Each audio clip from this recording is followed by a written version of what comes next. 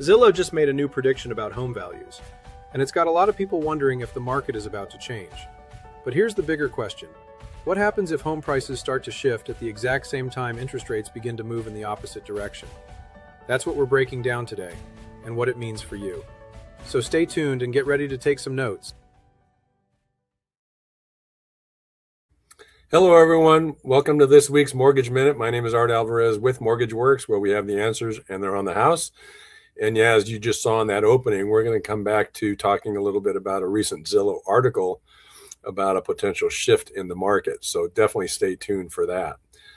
In the meantime, here we are in the Coachella Valley we're in Palm Springs in the greater Coachella Valley area. We're on our final leg of the April festival. Stagecoach is this weekend. And then once that's over, then we are essentially coming to the end of our season here out in the desert. Not to say that we're a ghost town in the summertime, because we get a lot of folks, local folks, more Southern California folks who do like to come out here on the weekends, even well into the summer and the hottest months of the year, like August and September and so forth. So I guess the big news sports-wise is we got the NFL draft about to happen. In the meantime, I'm keeping an eye on my Angels. They're kind of hanging in there. Mike Trout, thankfully, seems to be back in a big way. Just need to get his average up a little bit more. But shoot, 8 home runs already at that pace. I think he'd end up getting 50 plus for the year. So we'll see what goes on there. First thing we're going to do is show you our rate grid that's on our website. Of course, I'll tell you in a minute here that turns out I'm going to have to make some adjustments on what you're seeing right now. We did this morning. Rates were actually looking pretty encouraging. You can see with most of ours, we're breaking through the 6% barrier into the very high fives. But we've had some deterioration in the bond market mid-morning and going into the afternoon. So that may affect what you're seeing right now as we go into tomorrow. But otherwise, this is still overall, I think, a pretty good indication that no need to panic about rates. Yeah, they are elevated a little bit with the Iran situation and oil prices and so forth, but they haven't gone crazy high on us. And so I think these are very workable when you look at interest rates from historical perspective. We're going to show you the 10-year bond yield chart for the past 5 days, going back to last Friday. And there you see it. Actually, we were almost this high at the end of last week. And we had some nice improvement earlier this week up until Tuesday. And then unfortunately, rather than seeing Jeff's favorite Wednesday dip, we ended up going the other direction. And Wednesday we had an uptick, and then, of course, a further uptick today. And I've yet to be able to check the news, the financial news, to find out what has occurred here late in the day for this bond yield to get elevated. Actually, the last I checked, just before we went live here, is that yield was more like 434. So we'll see what tomorrow brings, although there's not really much in the way of data. In fact, let's go ahead and go to that, and I'll show you or talk to you briefly about what's been moving, what's going on in the financial markets to affect bond yields and therefore mortgage rates. And actually, overall, not a whole lot of data this week. It's pretty darn light. So when you look at it, basically the big news for this week was retail sales, up 1.7% in March. That was way higher than expected. It was only 0.7 in February. Of course, then when you peel the onion, that 1.7, a big chunk of that was gasoline prices, because, of course, you buy gas, that's considered a retail sale. So, of course, that 1.7 number is inflated because of the increase in gas prices from the Iran war situation. But however, if you peel that away, it was determined that it's still 0.7 in March if you leave out gas prices. So in that respect, it's holding up pretty well. Retail sales are doing pretty darn well. So the idea that the economy is softening and we're getting into a recessionary situation doesn't seem to be showing in the data, at least not yet.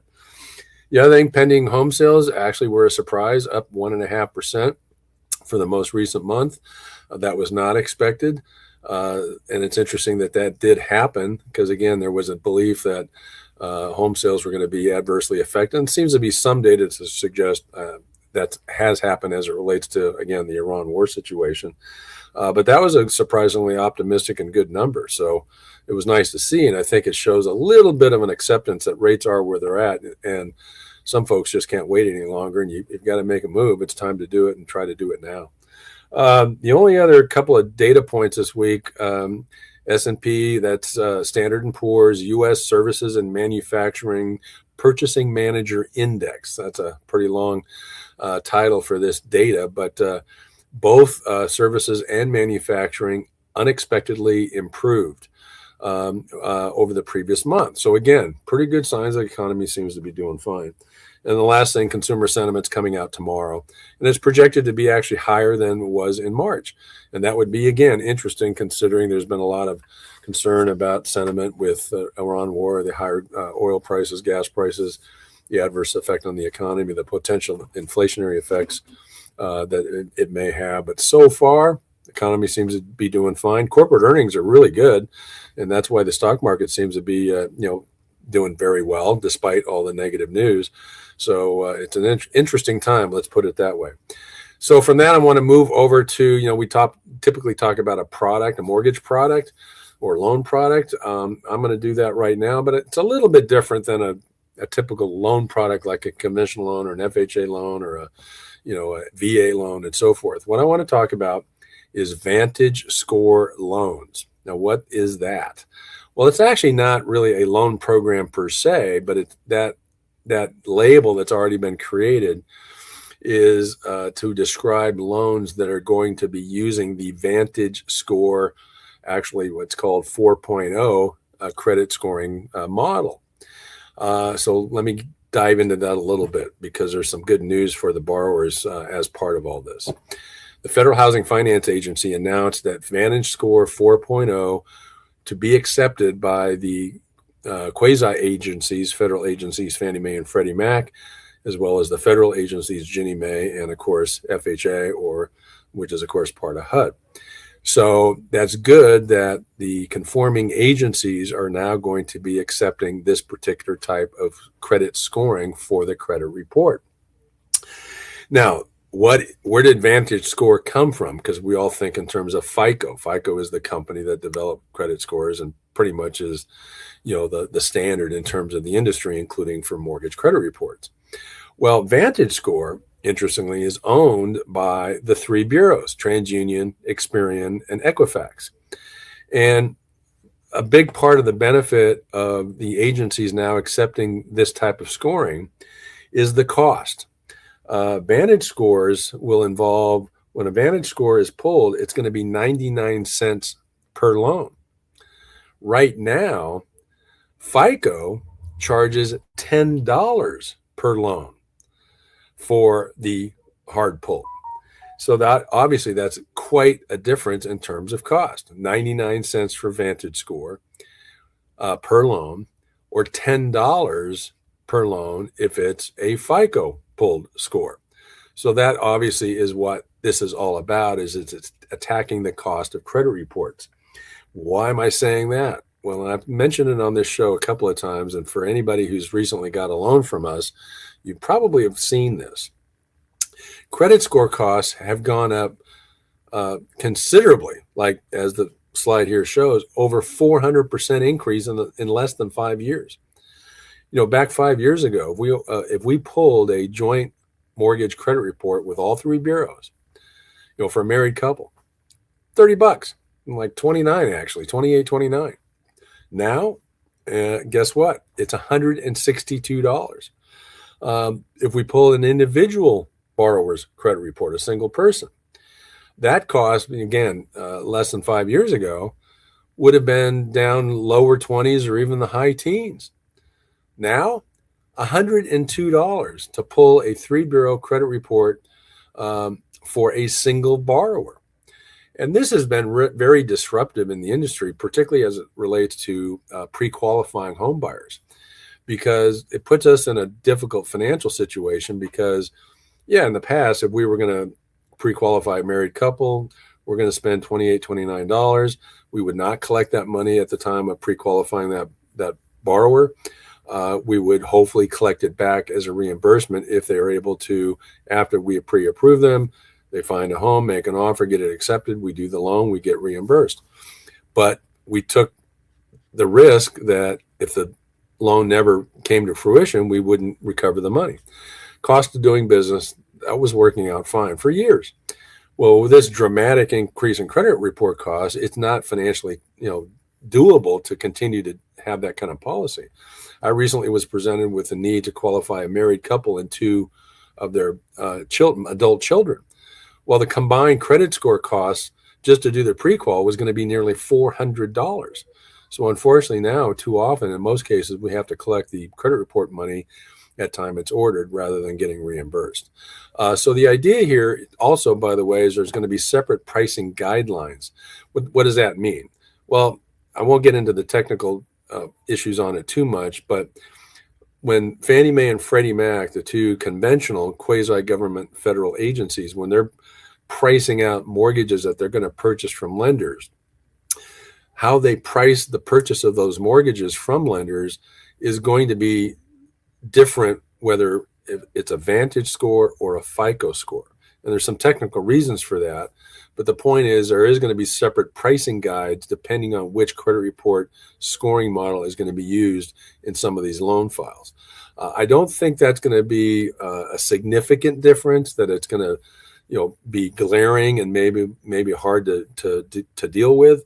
But just keep in mind that there will be some of that, because there's some argument that the Vantage score is not as good of an indicator of credit risk.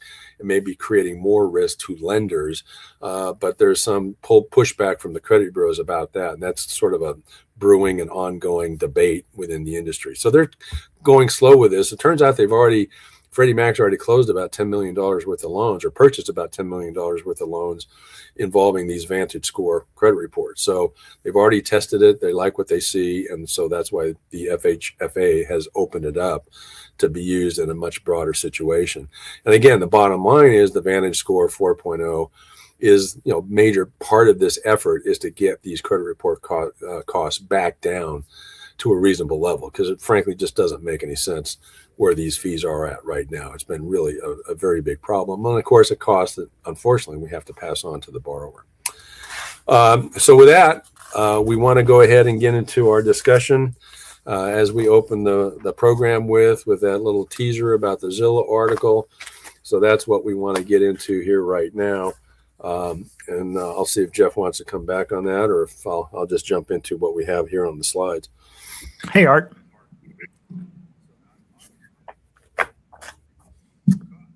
Can you hear me, Art? Can hear you. Yeah. Oh, okay, good. I didn't know for sure if you could hear me.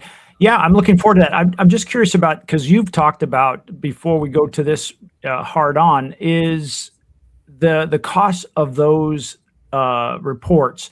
When you break those out, is it going to be one of those things where it's a disadvantage if somebody goes to the, let's face it, 1/10 the cost using this new form? I don't think so, but the argument, because there's this raging, controversy about, this kind of score, maybe this Vantage score, maybe presenting too much risk to lenders, because I think the concern has been that the Vantage score may prove to be just less accurate and effective in terms of assessing credit risk of a borrower. Because allegedly the scoring model is a little bit different, maybe isn't going to use quite all the available data that the 3-bureau current merge reports gather. I don't know. I mean, again, they've already been testing this out. They've kind of under the radar, Freddie Mac in the news, flash about this, it said that, hey, we've already purchased $10 million worth of mortgages as a little bit of a test pilot kind of a situation. And so I think they were going kind of slow, but they've already seen enough to think that it's okay to get this out there, because these credit report costs are just ridiculous, and they have no bearing on what should be a reasonable fee to charge to get this kind of data. I mean, everything's basically automated, and it's readily available, and so forth and so on. I mean, it's a very strange occurrence. I mean, it just came out of nowhere, and of course, I don't know if it's a coincidence or not. It came out of the pandemic period. And of course, mortgage volume was way up for both refis and purchase transactions. And then, of course, there was all the thing after the pandemic, rates went up. And of course, home prices almost doubled from 2019 to now. But it's like, so credit report costs had to go up that much too? Why? I mean, it's the same process, same product that we've been getting and paying for years. I'm just curious, when we think about,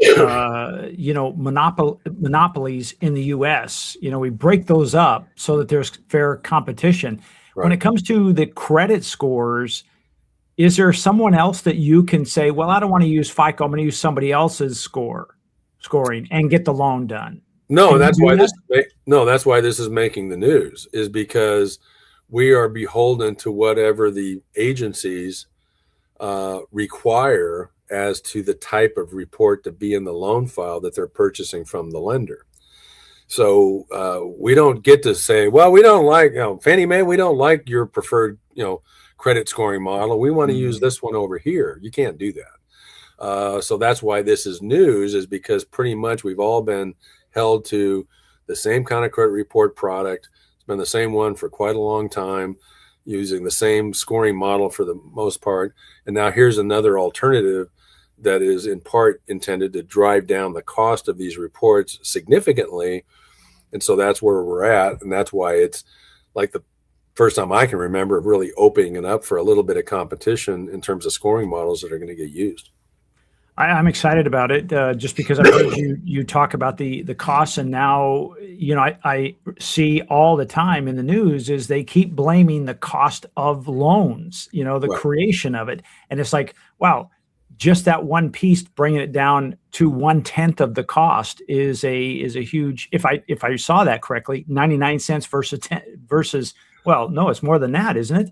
Well, we don't know for sure. I mean, in fact, I meant to mention that on the slide, is that can be a little bit misleading, because 99 cents per report versus $10 per report, that's really, either number is a relatively small portion of the total. Remember, right now, if I pull a joint credit report for a pre-qualification of home buyers, and we buy ours from a company called Cisco Credit, it's $162. So there's a lot more in there than just the FICO pull versus a Vantage score pull. The industry is pointing their fingers at FICO, thinking that FICO bumped up what they charge to just be able to use the score, like their royalty, if you will. And they're like, no, it's the credit bureau's fault. It's not us. It's not FICO. It's the credit bureaus. And of course, and the industry is therefore also criticized the credit bureaus. And yet now we're endorsing a new product that's owned by the credit bureaus. They're supposed to drive down the cost. So on the one hand, the industry's criticized the three bureaus for high credit report costs, but now endorsing those three bureaus' new product to reduce the cost. So I guess we keep have to track let of it play that. out. Have to let it play out a little bit, right? Yeah, exactly. Well, let's talk about the Zillow article that came out, and they're predicting a market shift. Let's talk about that.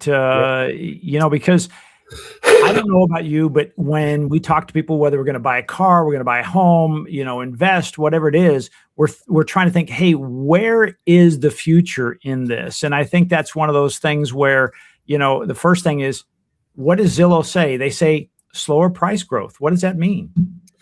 Well, it's interesting. I read the article, and one of the things I noticed is that it did, in fact, kind of early in the article, it opened with their estimate that home values are going to be up 0.3% at the end of 2026. That's pretty modest.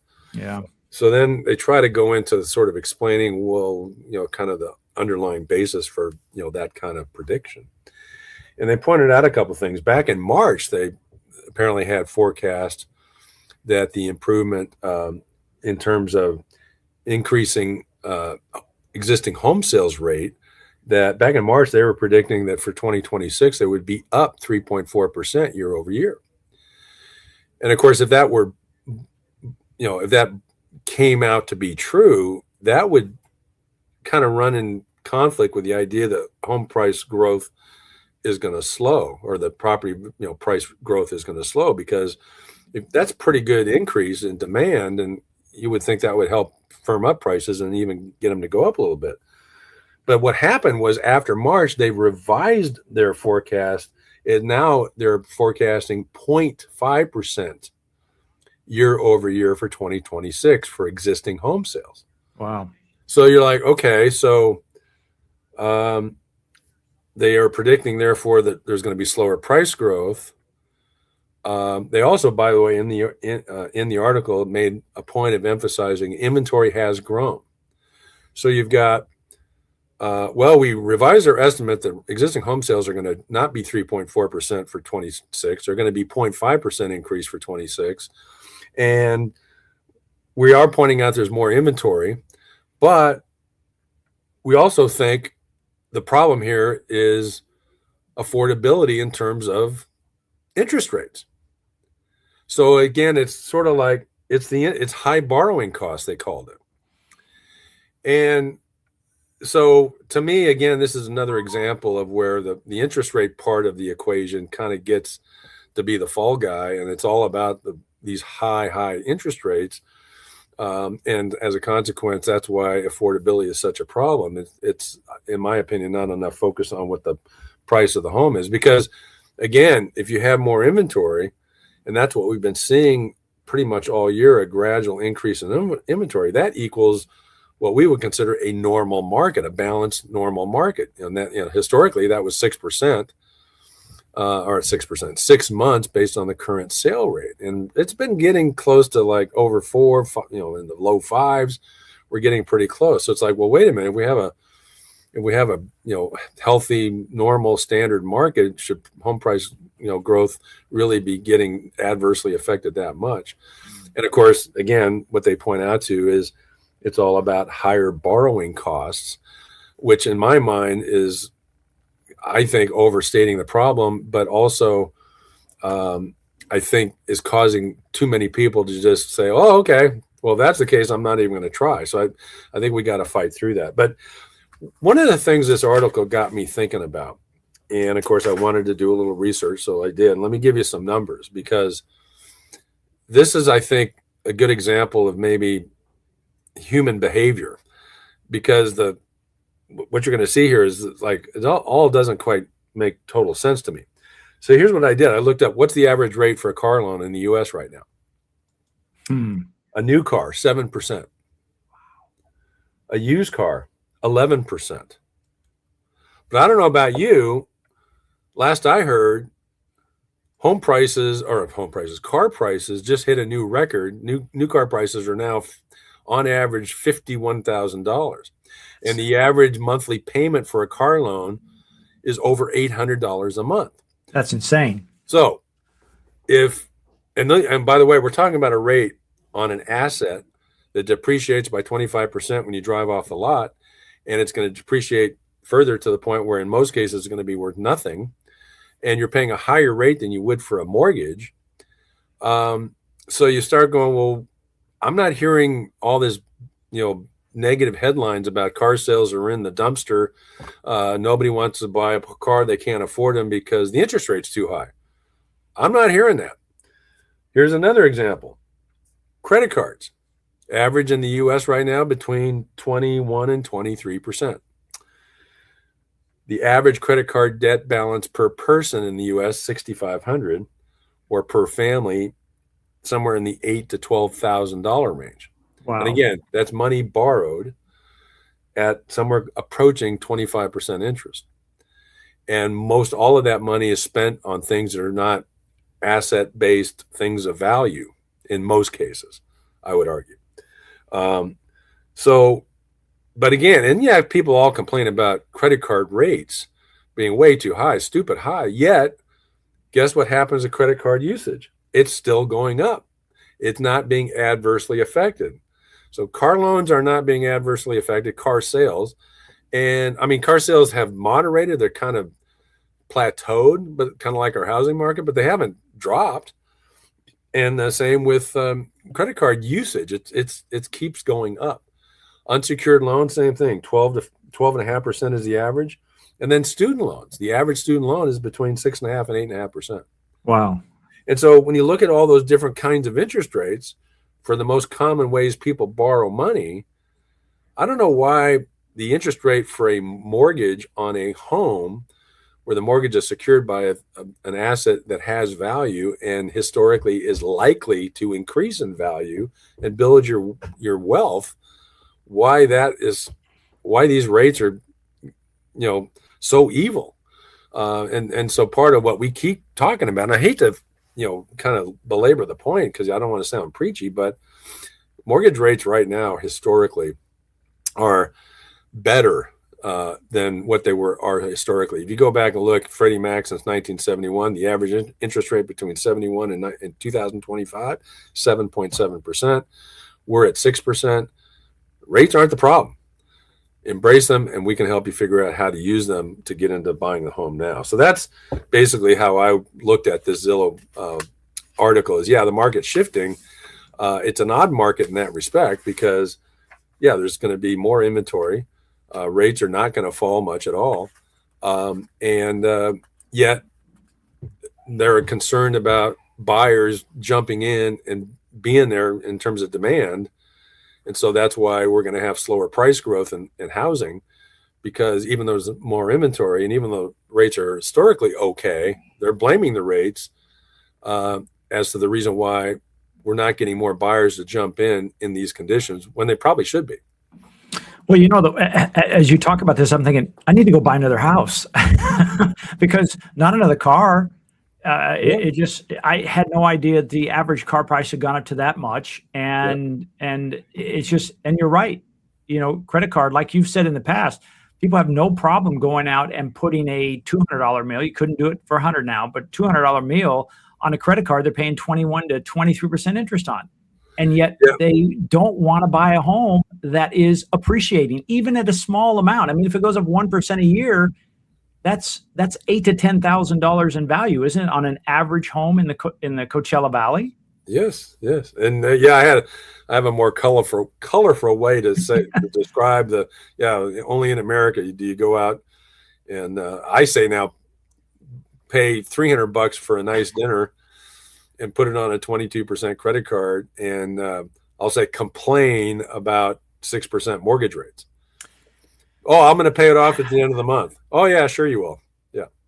Well, I'm wondering, Art, we think about this. There's only so many ways you can slice a pie, right? Right. And I'm just wondering now, because there are so many things where it's a car, it's a phone, your phone that you have to pay for, what's that monthly payment on that? And even though it's a $51,000 car, they've got it worked out. So, for only $400, well, in this case, $800 a month. Is that just one of those things where they've just run out of pieces of the pie to say, I have spread myself so thin that I can't afford to invest in that asset that keeps going up in value, which again ties right back to that whole report you've given us that said, hey, the wealth of somebody who rents versus a buyer is 40 times greater as a property owner versus a renter. It seems like it's all coming together. Or am I just under the art ether? Well, no. I think that's the rational, reasonable, logical way to look at it. But for whatever, and again, I get worried about, again, coming across as preachy and critical, but everybody's going to live their life the way they want to live it. But I have a hard time where all the headlines are moaning and groaning about how bad the housing market is and interest rates are way too high and I'm being shut up and can't afford a home. All the baby boomers own all the homes. And it's like, well, wait a minute. If you really look at the current conditions, it's not so bad. And so it's really a function of getting folks to kind of change how they're thinking, because I think the conditions are there. And of course, this Zillow article in my mind, again, it was another case of, well, wow, if I've been kind of wondering when to buy, if there's slower price growth, that's good. I'm okay with things moderating for a bit, so I have a chance to maybe get a decent, offer accepted. And even with these, flattening or even minor declines, that's when, if you see that, you maybe grab onto that. You've got a concession opportunity to be obtained if you recognize that. You've got less competition because, according to Zillow, there's going to be existing home sales are going to slow down because there's not enough buyers jumping in these kind of conditions. So I don't know. But again, in order to do that, you've got to reallocate what the money you've got coming in. I mean, I think I've said before, I mean, I like nice cars as much as anybody, but you got to make a decision about how much of your dollars you want to spend on that kind of asset that's not going to build wealth. It's going to use up your wealth, as well as what you spend your credit cards on. And I can start sounding like Dave Ramsey, right? In terms of how to you best use your credit, but there's some serious things to think about there, about just shift things a little bit and kind of don't have two $800 car payments, have two $400 car payments, and just you can still get a pretty nice car for $400-500 a month instead of $800. I mean, but you got to make some choices there, and for some folks, they're not willing to do that, and that's okay. I totally respect that. But then at the same time, don't tell me how bad the housing market is if you don't choose to take advantage of it, if you make a little tweaks on your side, because that's, I think, really what you want to think about if you're serious about, I want a more direct pathway to building wealth. Well, guess what? Buying a home is the best thing you could do. You've got to get through the numbers and understand where you've got to make those tweaks. We can help you do that, and then you're on your way. Yeah, and I think over the weekend, I was at my niece's 30th birthday party, and she was there with her boyfriend, which they're getting very close. They're going to be moving in and starting their lives together. And they're 30 years old, and he already owns, not mortgages. He owns his condo already. Right. And, he did the sacrificing you're talking about to say he doesn't have to worry about a mortgage payment now. Yeah, he probably pays HOA dues, but the point is he owns his home that continues to grow up in value. So I'm really excited for him about that. But the big thing is here, the news always wants us to think when it comes to the housing market that it's a crashing situation. And you made it very, very clear. Hey, we're not even at what used to be considered normal when it comes to inventories. So is it, as it says here, is it just adjusting, or are we crashing? No, it's adjusting. The market's adjusting. It's going to adjust based on overall conditions, and that's all that's happening. There's no crash. I don't see any sort of crash on the horizons. I really don't. And the economic data that we had covered earlier continues to keep pointing that out. I didn't mention it in initial claims for unemployment. Every week it's right there in the 205 to 215 range every week. So it's not like suddenly a bunch of people are out of a job and having to go file for unemployment at levels we haven't seen. It's been very, very stable at a level that is pretty much considered normal. Because again, a 4% unemployment rate, that's in the economics world, the science of economics, or some people would say the art of economics, a 4% unemployment rate is considered more or less the normal rate of unemployment. In other words, no matter what you do, it's hard nationally to get that number much lower. There's just going to be a natural rate of unemployment because not everybody wants to work. And so you'll never get to zero. But the point is, so when you look at all that different data, it's like, man, the economy is actually pretty good. And again, for those who's, they're secure in their jobs and in their income levels. And again, I think there's a lot more folks out there with income levels that are more than adequate to buy a home. And they've got to get some help and advice about understanding that opportunity is there and how best can you structure the numbers to get you into this, wealth building situation, because long term, that's the best thing for you and your family. So I love it. Well, this next one is, so if home prices are starting to adjust a bit, the next question, and this is for you, is you say, what about those interest rates? And more importantly, where are they headed over the next few years, Art? Well, of course, I'll first tell everybody, if you go back to when we do what's going on in the market to cause, the bond yields and mortgage rates to change, at the very bottom, we say on interest rates higher for longer. And so basically, in terms of answering this kind of question, that's where I'm going to take you on this. And there was a recent article in Yahoo Finance. It was very interesting because what it did is it focused directly on basically, and what they did is they used some in research from informed market participants along with AI. And so what they did is, they did a mortgage rate outlook for the next 3 to 5 years. And so it was a really interesting thing because they did kind of conclude a few things. One is that expectation that there'll be a gradual decline, but not a sharp drop. And that likely the range will be over time, mid-5 to low-6 range, but not 3% again. And then also what's driving where rates go, inflation plus Fed policy is still driving the direction. it was very clear that we are not going back to 3% rates, but we're also not stuck at today's highs forever. So let me dive into this a little bit more in terms of details about that overall outlook for the next 5 years.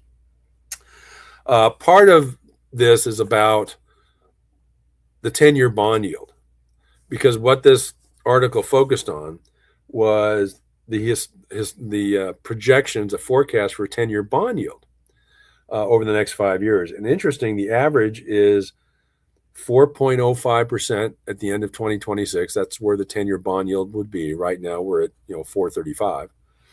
And then by the year 2030, end of 2030, it'll be at 3.92%. Well, guess what? We've been hovering in that range for quite a while over the last year or two. So we've already been there. But of course, this article is suggesting we're going to stay in that range for the next 5 years. Sound familiar? The other thing, it talked about spreads, prepayment risk. Spreads are mortgages are going to have the rate on a mortgage is going to be at a level where there's a spread between that mortgage rate and the 10-year bond yield rate. And historically, that's about a 2% spread. So if you're around 392 to 405, you add 2% of that, voila, guess what? You're right around 6%, more or less where we've been for a good amount of time. We've been below 6 for quite a while, actually. So given that case, with the 10-year bond yield forecast, 392 to 405, and with using a 2% average spread, that means the interest rate forecast from this article is 6.25%, gradually going down to 5.75% by the year 2030.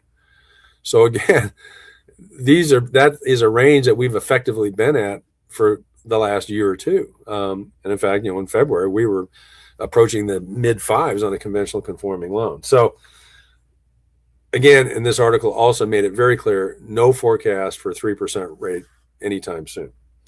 And by the way, the market research information was used from Deloitte Global Economics Research, Goldman Sachs, and the Congressional Budget Office.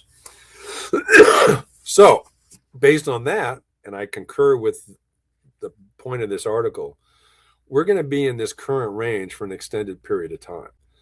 Folks need to embrace that and then recognize there are ways to use these current interest rate levels, negotiate concessions to affect what kind of rates you can get. That's something that we are expert at, and we can help you do that. So how do you think about buying today based on all this data I just gave you? Well, the reality is a few things. If you're going to be still in the mode of waiting for more waiting for lower interest rates, what's going to happen to you is you're then going to be faced with more competition. Because as those rates lower, more folks should, anyway, come into the market based on seeing that rates have coming down. So understand that, and understand, therefore, you have an opportunity to not wait for lower rates and go pursue something now. We can help you get that rate adjusted to your advantage, but do that now by getting concessions from a seller so that you don't have as much competition and therefore have more likely success rate at getting the concession you need for us to help you use to reduce the interest rate cost. And then if you realize that, then what's the opportunity? What that does is it allows you to buy now at these current, moderated, even maybe in some markets, slightly depressed prices, be able to buy now, lock in good mortgage terms, particularly if you can get concessions to adjust the interest rate that you're going to use, whether it's permanently or temporary. And then what you have is the one-sided bet. Your mortgage is in place. Worst case, what your mortgage rate and payment's going to be because it's a fixed rate loan. But once you've got that mortgage and you've got that home ownership in place, when the market eventually improves in terms of mortgage rates, which of course, based on what I just described, you're probably looking at 5 years or more, you will then have the opportunity to refinance into a lower rate, And you can either go back to a 30-year term, or by the way, you can go to a shorter term like 25-year, or even an odd year like 22 or 21 or 20. 20 is not an odd year. And by the way, an underutilized loan term. That's one of my favorite loan terms to talk to borrowers about. So the point is, you have that one-sided bet, the opportunity to get a rate now using concessions and then refi later. Excuse me. The other part of the opportunity is less competition today. There simply is. We've got more inventory and less competition. For a prospective home buyer, that's what you want. So understand that's true. It really is. Talk to a realtor. They'll tell you. They'll show you the data. And then, of course, if you're convinced at that point it is time to buy, then we can help you with some numbers in terms of what kind of financing structure to use. So again, less competition means better terms, and that's what we can help you with. So with that, just remember what we always say, and it's very true in this current environment: marry the house and date the rate. And if you get that concept, now's a great time to buy, and let us know what we can do to help you get there. So with that, I want to go to we've got, I think, one more slide to go over. We've got a market where prices may soften slightly and rates may improve slowly over time. So again, what does this create? It creates the moment as we're going to describe now: less competition, more negotiating power, and future refinance potential. Again, I went over all three of those points on the previous slide. So what that underscores is the biggest mistake right now isn't buying, it's sitting on the sidelines and waiting for the perfect conditions. Again, these conditions are prime for prospective buyers to get a really good deal in home ownership, purchasing the home not just on price, but on concessions to significantly improve your mortgage financing cost. So don't hesitate. If you're interested, call me, call us, and we can help you get there and give you some numbers. There's our number right there, 760-969-5023. So give me a call or send me a text, my cell phone, 714-612-9035. Be happy to have that discussion with you and give you some numbers to carry on that discussion.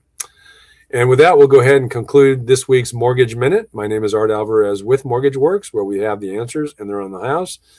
If you're a football person, enjoy that draft. Otherwise, if you're heading out here to Stagecoach this weekend, welcome to the Valley and hope you have a great time. In the meantime, for everyone else, have a great weekend, and we'll see you next week on the next edition of the Mortgage Minute. So long. Take care.